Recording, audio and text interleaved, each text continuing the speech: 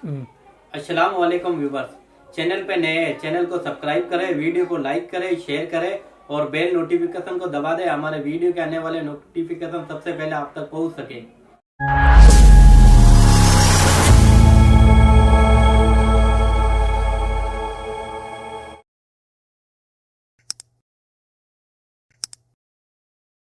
الله فلا مضل له ومن يضلله فلا هادي له ونشهد أن لا إله إلا الله ونشهد أن سيدنا وسندنا وشفيعنا وحبيبنا ومولانا وأولانا محمدا عبده ورسوله. أما بعد فأعوذ بالله من الشيطان الرجيم. بسم الله الرحمن الرحيم.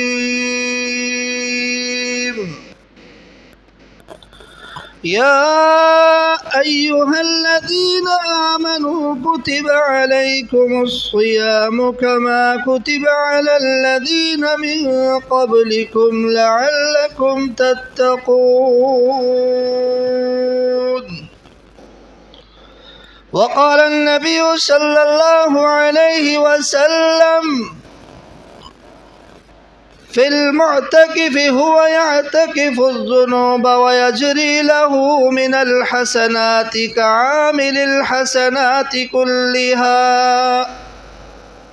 صدق الله العلي العظيم وصدق رسوله النبي الكريم ونحن على ذلك لمن الشاهدين والشاكرين والحمد لله رب العالمين. میرے محترم بھائیوں، بزرگوں اور دوستوں، اللہ تبارک و تعالیٰ کا بہت ہی بڑا احسان، کرم اور فضل ہوا کہ اللہ رب العزت نے ہم جیسے گنہگاروں کو اپنا یہ ماہ مبارک نصیب فرمایا. رمضان المبارک کا دوسرا عشرہ، جس کو مغفرت کا عشرہ کہا جاتا ہے، آدھا عشرہ یہ بھی پورا ہو چکا ہے. کیا پتہ اللہ کے دربار میں ہماری مغفرت ہوئی کہ نہ ہوئی.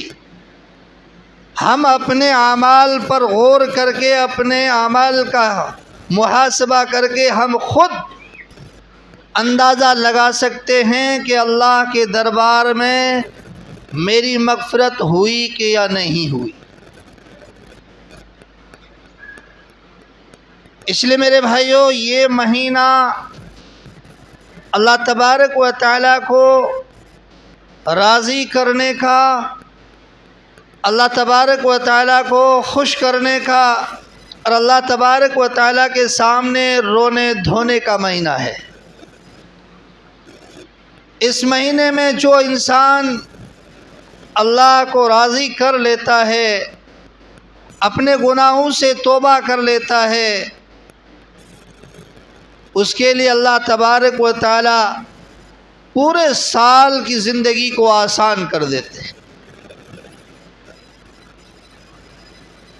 اس لیے سبھی ساتھی یہ نیت کریں، یہ عزم کریں، یہ ارادہ کریں، یہ عہد کریں، بچے ہوئے جو دن ہیں رمضان کے، کیا پتہ اگلا رمضان ہم کو ملے یا نہ ملے.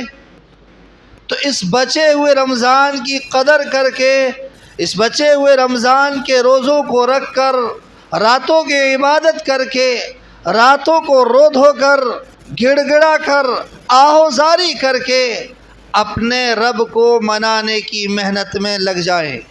تو انشاءاللہ وہ رب اتنا کریم ہے کہ کیسا بھی گنہگار کیوں نہ ہو، اللہ کے سامنے جب وہ رونا شروع کرتا ہے، آنسو بہاتا ہے، ایک قطرہ رب کے خوف سے نکالتا ہے، اللہ اس کی پچھلی ساری زندگی کو معاف کر دیتا ہے. اور رب بڑا غفور الرحیم ہے۔ تو یہ ماہ مبارک اختتام کی طرف اور ہوتا جا رہا ہے، مہمان جانے کی تیاری میں لگا ہوا ہے۔ ہم نے مہمان کی کتنی قدر کی ہے، اس لیے آج اسی پر میں ایک آپ کو حدیث سناتا چلوں۔ حضرت کعب بن عجرہ رضی اللہ تعالی عنہ فرماتے ہیں، ایک دن رمضان المبارک کے مہینے میں اللہ کے رسول صلی اللہ علیہ وسلم تشریف لائے اور فرمایا قریب ہو جاؤ، ممبر کے قریب آؤ۔ کہتے ہم سارے کے صحابہ ممبر کے قریب ہوئے۔ اللہ کے رسول صلی اللہ علیہ وسلم نے ممبر کی پہلی سیڑھی پر قدم رکھا، فرمایا آمین۔ دوسری سیڑھی پر قدم رکھا، فرمایا آمین۔ تیسری سیڑھی پر قدم رکھا، فرمایا آمین۔ جب اللہ کے رسول صلی اللہ علیہ وسلم فارغ ہوئے، صحابہ نے کعب بن عجرہ کہتے ہم نے اللہ کے رسول صلی اللہ علیہ وسلم سے پوچھا، اللہ کے رسول آج ہم نے آپ سے عجیب بات دیکھی، اس سے پہلے کبھی ایسا معاملہ نہیں دیکھا۔ جب آپ آئے اور پہلے سیڑھی پہ قدم رکھا آمین، دوسری سیڑھی پہ رکھا آمین، تیسری سیڑھی پہ رکھا آمین، اس سے پہلے کبھی نہیں دیکھا۔ اللہ کے رسول نے فرمایا اے میرے صحابہ، اس وقت جبرائیل میرے سامنے آئے اور جبرائیل نے یوں کہا، ہلاک ہو جائے وہ شخص، برباد ہو جائے وہ شخص، تباہ ہو جائے وہ شخص جو رمضان المبارک کے مہینے کو پائے اور اپنی مغفرت نہ کرا پائے۔ کتنی سخت وعید ہے۔ جو رمضان المبارک کے مہینے کو پائے اپنی مغفرت نہ کرا پائے، جبرائیل بد دعا کر رہے ہیں، نبی نے اس پر مہر لگا دی آمین۔ بتاؤ قبولیت میں کوئی شک و شبہ رہا؟ پھر جب اللہ کے رسول نے فرمایا دوسری سیڑھی پہ قدم رکھا تو جبرائیل نے کہا ہلاک ہو جائے وہ شخص، برباد ہو جائے وہ شخص، تباہ ہو جائے وہ شخص جو آپ کا نام سنے، نبی کا نام آئے، نبی کا تذکرہ ہو، نبی کا نام لیا جائے اور پھر درود پاک نہ پڑھے، وہ انسان بھی ہلاک و برباد و تباہ ہو جائے۔ تو جب بھی نبی کا نام آئے تو درود مبارک پڑھنا چاہیے، جب بھی نبی کا نام آئے، ورنہ ہم ہلاکت اس وعید میں شامل ہو جائے۔ اللہ ہم سب کو اس وعید سے محفوظ فرمائے۔ پھر تیسری سیڑھی پہ قدم رکھا تو اللہ کے رسول نے فرمایا اس وقت جبرائیل نے بد دعا دی کہ ہلاک ہو جائے وہ شخص، تباہ ہو جائے وہ شخص، برباد ہو جائے وہ شخص جو اپنے ماں باپ کو بڑھاپے کے عالم میں پائے، دونوں کو یا دونوں میں سے کسی ایک کو، اور ان کی خدمت کر کے اپنے آپ کو جنت کا حقدار نہ بنائے، اپنے آپ کو جنت میں داخل نہ کرا پائے، ایسا انسان بھی ہلاک اور تباہ و برباد ہو جائے۔ اس پر نبی نے مہر لگا دی آمین۔ تو اندازہ لگاؤ یہ کتنی بڑی سخت وعید ہے۔ پہلی بات غور کریں کہ رمضان چل رہا ہے اور ہم ابھی تک اپنی زندگی کو ویسی کی ویسی چلا رہے ہیں جیسی پہلے چل رہی تھی۔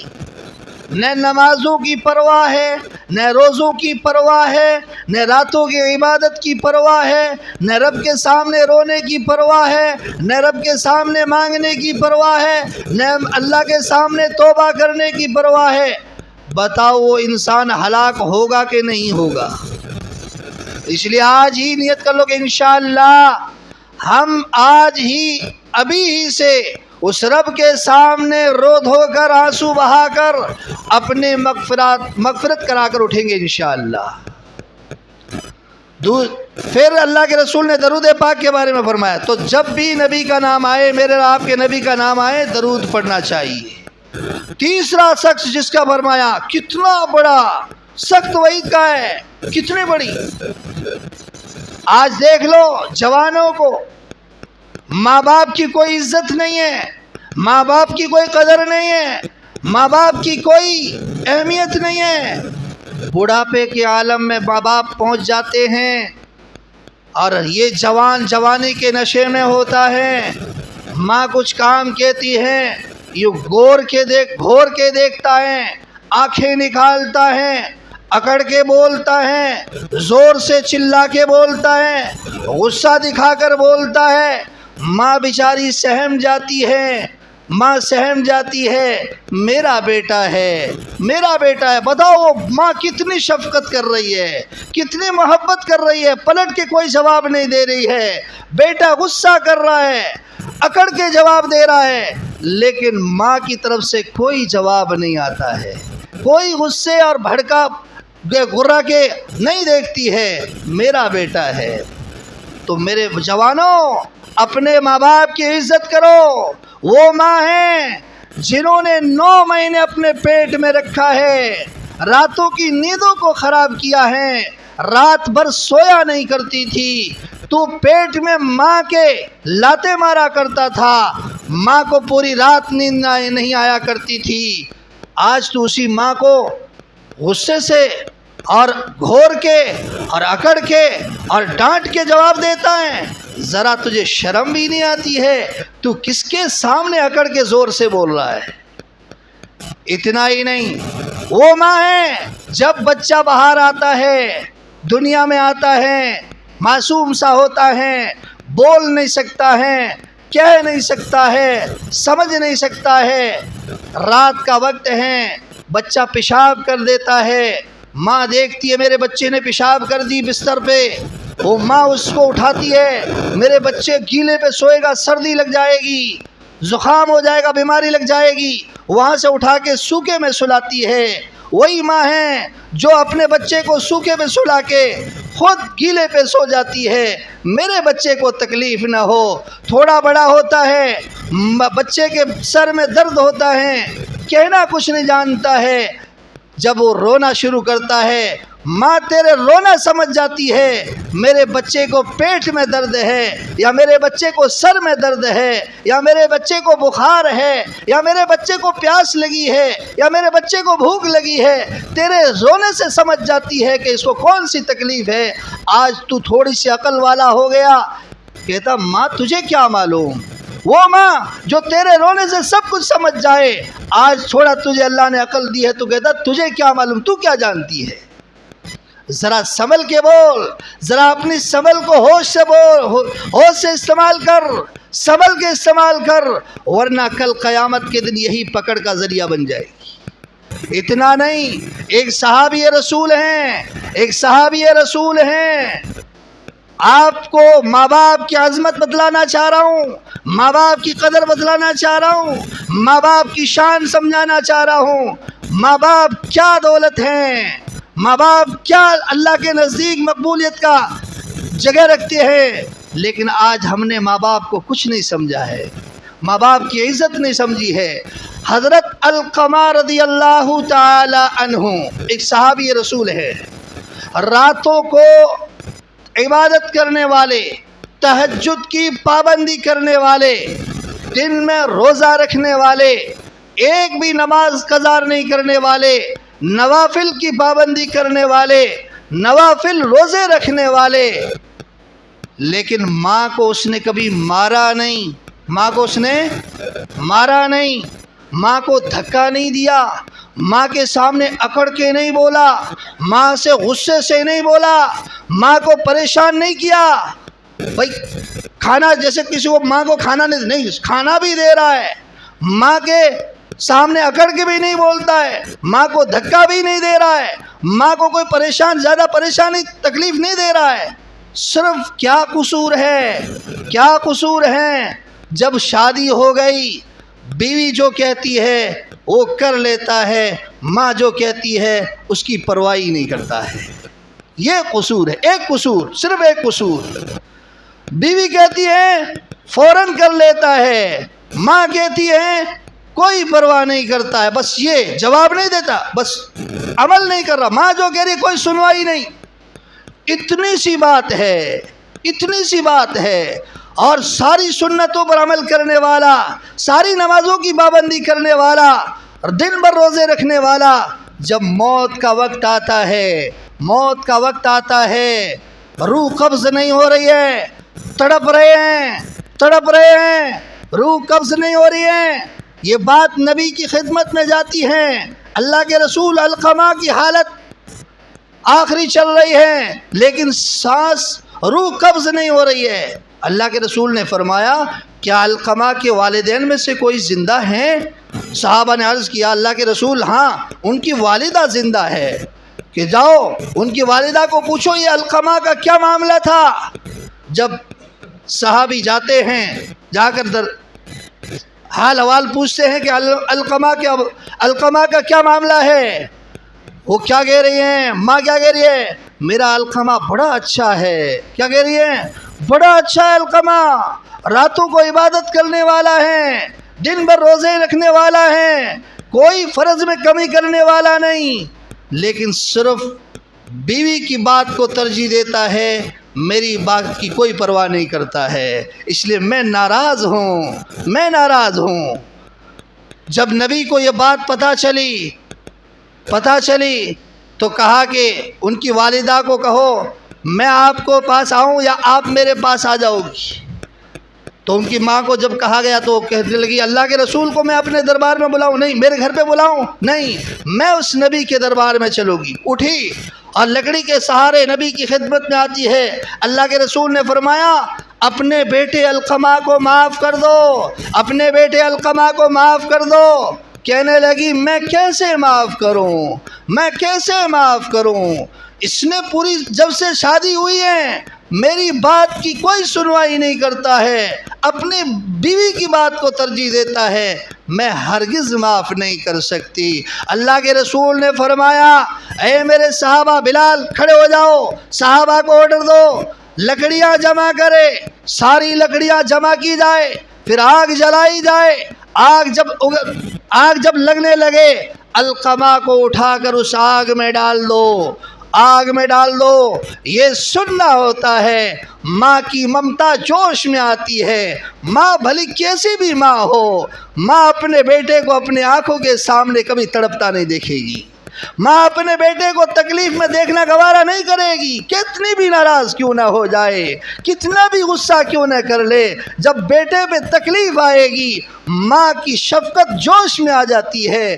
ماں کی محبت جوش میں آ جاتی ہے۔ وہی مائیں معاف نہیں کر رہی تھی، نبی نے جلانے کی بات کہی ہے، ماں کی ممتا جوش میں آتی ہے۔ اللہ کے رسول میرے بیٹے کو میری آنکھوں کے سامنے جلاؤ گے، میں اپنے بیٹے کو یہ کیسے برداشت کر سکتی ہوں؟ نبی نے فرمایا، میرے آپ کے نبی نے فرمایا اے علقمہ کی بوڑھی ماں، اگر آج تو نے میرے اس علقمہ کو معاف نہیں کیا، میرے صحابی کو معاف نہیں کیا، یہ دنیا کی آگ تو کیا اس سے 70 گنا تیز جو جہنم کی آگ ہے اللہ اس میں تیرے بیٹے کو جلائے گا۔ یہ کہنا ہوتا ہے، ماں کی زبان سے نکلتا ہے میں نے بیٹے کو معاف کر دیا، میں نے بیٹے کو معاف کر دیا، معافی کا لفظ نکلتا ہے، ادھر سے روح بھی قبض ہو جاتی ہے۔ بتاؤ ایک صحابی جو صرف اتنی سی بات پہ ماں ناراض ہو جائے، صحابی کی روح قبض نہ ہونے لگے۔ ہم نے پوری زندگی جس نے ماں کو تڑپایا ہو، جس نے ماں کو ستایا ہو، ہمارے پاس کوئی پونجی بھی نہیں ہے، کوئی عمل بھی نہیں ہے جو روزانہ ماں باپ کو تڑپاتا ہو، جو روزانہ ماں باپ کو رلاتا ہو، جو روزانہ ماں باپ کو ستاتا ہو، جو روزانہ ماں باپ کو گالیاں دیتا ہو، جو روزانہ ماں باپ کو مارتا ہو۔ بتاؤ اس کی آخرت کیا بنے گی؟ فیصلہ کرو اس کے ماں باپ کے ساتھ کیا ہو، اس کے ساتھ کیا اللہ کرے گا؟ اس لیے میرے بھائیوں، میرے جوانوں، میرے بچوں، اپنے ماں باپ کی قدر کر لو، اپنے ماں باپ کی عزت کر لو، اپنے ماں باپ کی خدمت کر لو، اپنے ماں باپ کو کھلاؤ، اپنے ماں باپ کو پلاؤ، اپنے ماں باپ کی عزت کرو، اپنے ماں باپ کو کندھے میں بٹھا کے سیر کراؤ۔ یہ ماں باپ کا حق ہے، حق ہے۔ ہم تو کھلاتے بھی نہیں ہیں، ہم تو ان سے اکڑ کے بولتے ہیں خدا را تھوڑی سی کچھ غلطی ہو گئی، ماں باپ ناراض ہو گئے، کل قیامت کے دن کوئی نماز بھی تمہیں کامیابی دلانے والی نہیں ہوگی، کوئی نماز نہیں کام آئے گی، کوئی روزہ کام نہیں آئے گا، کوئی زکوٰۃ کام نہیں آئے گی۔ اگر تم ساری زندگی دین پر چلتے رہو، ماں باپ جس کے ناراض ہو جائے، خدا کی قسم اس کو جنت نہیں مل سکتی ہے، جنت کا حقدار نہیں بن سکتا ہے۔ ارے ماں باپ تو وہ دولت ہے، جس کے پاس ماں باپ کی دولت ہے، میں کہتا ہوں دنیا میں سب سے بڑی دولت یہی ہے۔ اس کی عظمت کر لو، اس کی خدمت کر لو، اللہ جنت کو تمہارے قدم میں ڈال دے گا۔ اس لیے تو کہا نا ماں کے قدموں میں کیا بھائی؟ جنت ہے۔ اس لیے نیت کرو انشاءاللہ ہم اپنے ماں باپ کی خدمت کریں گے، اپنے ماں باپ کی عزت کریں گے، اپنے ماں باپ کی قدر کریں گے انشاءاللہ۔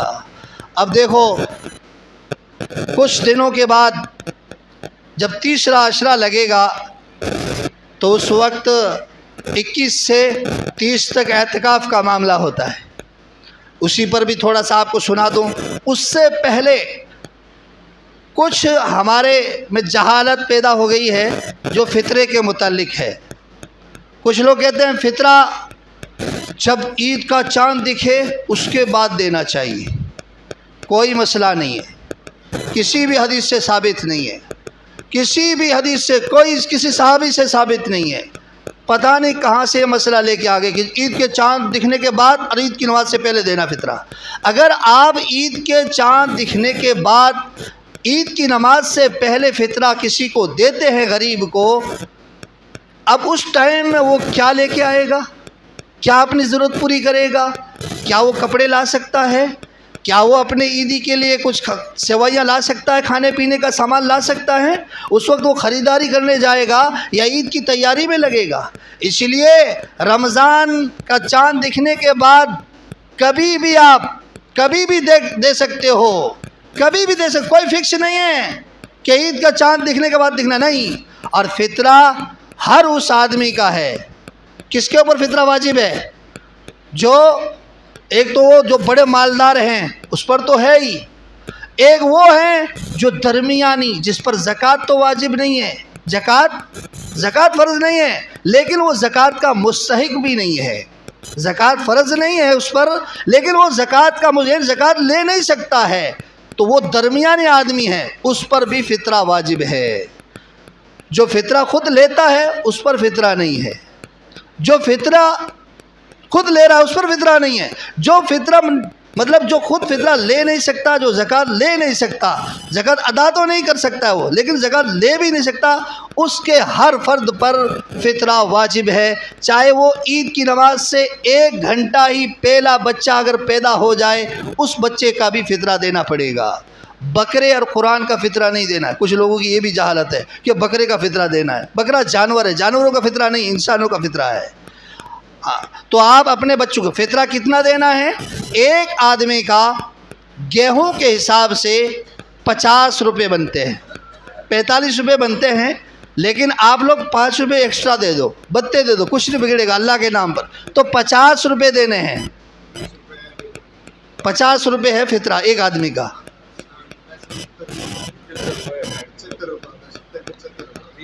50 روپے کا حساب سے 2.25 کلو گیہوں ہوتے ہیں،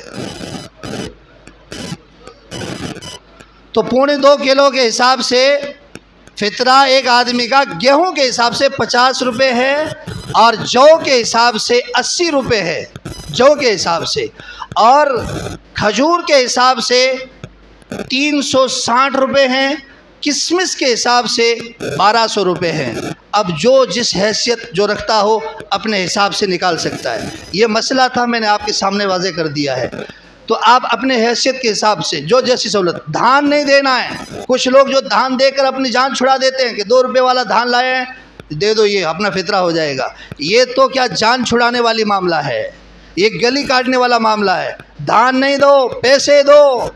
آپ شادیوں میں دھان دیتے ہو، شادیوں میں سارے پیسے لٹا دیتے ہو، ڈانس کرنے والوں کو دے دیتے ہو، جب رب کے نام آتا ہے، اللہ کا نام آتا ہے، ڈانس کرانے کے لیے، میوزک بجانے کے لیے اور ڈیجا بجانے کے لیے تو 50,000 خرچ کر لیں گے، 30,000 خرچ کر لیں گے، باہر سے مول لا کر نچانے کے لیے 30,000 خرچ کر دیں گے. جب فطرے کی باری آتی ہے ہم تو 2 روپے والا کھاتے ہیں مول صاحب. تو کھاتے ہو تو کیا ہوا, کھانے والا نہیں چلے گا, بازار کا مسئلہ چلے گا. بازار کا دھان کیا بھاؤ ہے وہ چلے گا, تم کھاتے وہ نہیں چلے گا. اس لیے دھان نہیں, پیسے دینے ہیں, پیسے دینے ہیں. تو ہر آدمی پیسے دینے کی کوشش کرے. آپ پیسے دو گے تو آگے والے کا ہر ضرورت پوری ہوگی, دھان دو گے تو اس کی ہر ضرورت پوری نہیں ہو سکتی ہے. اس لیے آپ لوگ سبھی پیسے دینے کی کوشش کریں. دوسری بات اعتکاف کا مسئلہ تھا. اعتکاف 3 قسم کا ہوتا ہے. ایک اعتکاف واجب ہے, ایک اعتکاف سنت ہے, ایک اعتکاف نفل ہے. واجب اس اعتکاف کو کہتے ہیں کسی نے نظر مان لی, میرا یہ کام ہو گیا, میں اتنے دن کا اعتکاف کروں گا, 2 دن کا, 3 دن کا, 5 دن کا, جو بھی نظر والا اعتکاف. جس نے منت مان لی تو اس کو اتنے دن اعتکاف کرنا ضروری ہو جاتا, واجب ہو جاتا ہے. یہ تو واجب اعتکاف. سنت اعتکاف میرے آپ کے نبی نے حضرت محمد مصطفیٰ بولو صلی اللہ علیہ وسلم نے اعتکاف رمضان کے ہر آخری عشرے میں 10 دن کا اعتکاف کیا ہے. تو یہ اعتکاف سنت ہے. اور بستی کے ایک انسان کو اعتکاف کرنا تو ضروری ہے, فرض عین ہے. اگر کوئی ایک بھی اعتکاف میں نہیں بیٹھتا ہے تو پوری بستی گنہگار ہوگی, پوری بستی گنہگار ہوگی. اس لیے اعتکاف میں بیٹھنا بھی ضروری ہے. تو آپ جو بھی اعتکاف میں بیٹھنا چاہ رہے ہیں, جذبہ رکھتے ہیں, شوق رکھتے ہیں, اعتکاف کا مطلب کیا ہے؟ اعتکاف کا مطلب یہ ہے پلٹ آنا, رجوع کر لینا, لوٹ آنا اور اللہ کی طرف دوڑ لگانا, ایک جگہ جستجو لگا کر اللہ سے تعلق جوڑ کر اس سے مانگتے رہنا اعتکاف کا مطلب ہے.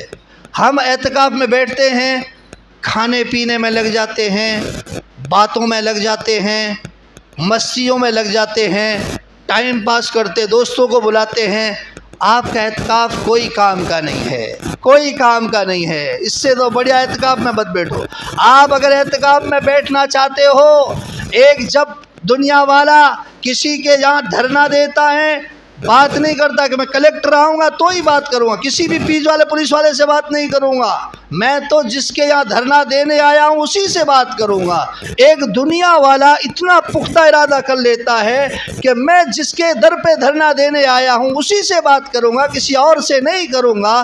تو ہم تو رب کے در پہ آئے ہیں, تو پھر ہم رب سے ہی بات کرو نا, کسی اور سے کیوں کرتے ہو, کسی اور سے کیوں تعلق جوڑتے ہو, کسی اور سے اپنے کیوں گپے شپے لگاتے ہو. اس لیے اعتکاف والے اس بات کا دھیان دیں, اعتکاف میں جو بیٹھنا چاہتے ہیں رب سے تعلق جوڑنا ہے, رب ہی سے کہنا ہے, رب ہی کے سامنے رونا ہے, قرآن کی تلاوت میں رہنا ہے, ذکر میں رہنا ہے. ضرورت ہے انسان کی, ضرورت جیسے پیشاب پاخانہ کھانا پینے کی ضرورت ہے, اس وقت آپ بیٹھ سکتے ہو. لیکن ایک مجلس لگا کر دنیا کی باتوں میں بیٹھ جانا, دین سیکھنے کے لیے بیٹھو, آپ سیکھنا سکھانا کرو, دعائیں سکھاؤ, قرآن سکھاؤ, حدیث سکھاؤ, دین کی بات بتاؤ, یہ تو سب چلے گا. لیکن آپ دنیا کیا کوئی بھی بات کرو گے اعتکاف سے باہر ہو جاؤ گے. اس لیے جو اعتکاف میں بیٹھنے والے ہیں خاص طور سے اس بات کا دھیان رکھیں کہ انشاءاللہ ہم اعتکاف کو پوری سنت طریقے سے کریں گے. اب اعتکاف کی فضیلت بتلاتے ہوئے میں آپ کو بات ختم کرتا ہوں. اعتکاف کی فضیلت یہ ہے کہ اگر کوئی آدمی 1 دن کا اعتکاف کرتا ہے, 1 دن کا اعتکاف کرتا ہے, میرے آپ کے نبی نے فرمایا اللہ تبارک و تعالی اس شخص سے جہنم کو اتنا دور کر اس کے اور اس جہنم کے درمیان 3 خندقیں حائل کرتے ہیں. اور ایک خندق اتنی بڑی ہے جتنی آسمان و زمین کے درمیان کتنی جگہ ہے, اتنی بڑی ایک خندق ہے. ایسی 3 خندقیں اس 1 دن کے اعتکاف کرنے والے کے درمیان اللہ حائل کر دیتا ہے. اور جو آدمی عشرے کا 10 دن کا اعتکاف, رمضان کے آخری عشرے کا اعتکاف کرتا ہے, میرے اور آپ کے نبی نے فرمایا اللہ تبارک و تعالی اس کو 10 دن جو اعتکاف کرتا ہے اس کو 2 حج اور 2 عمروں کا ثواب عطا فرماتا ہے. کتنا ثواب ہے بھائی؟ 2 حج 2 عمرے.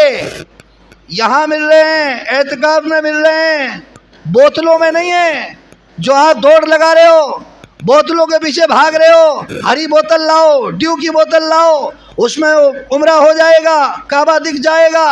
اس میں عمرہ کعبہ نہیں ہے، کعبہ دیکھنا ہے اللہ کے در میں آؤ، اللہ کے گھر میں آؤ، اللہ کے سامنے رو، اللہ تمہارا یہاں پہ کعبہ دکھا دے گا۔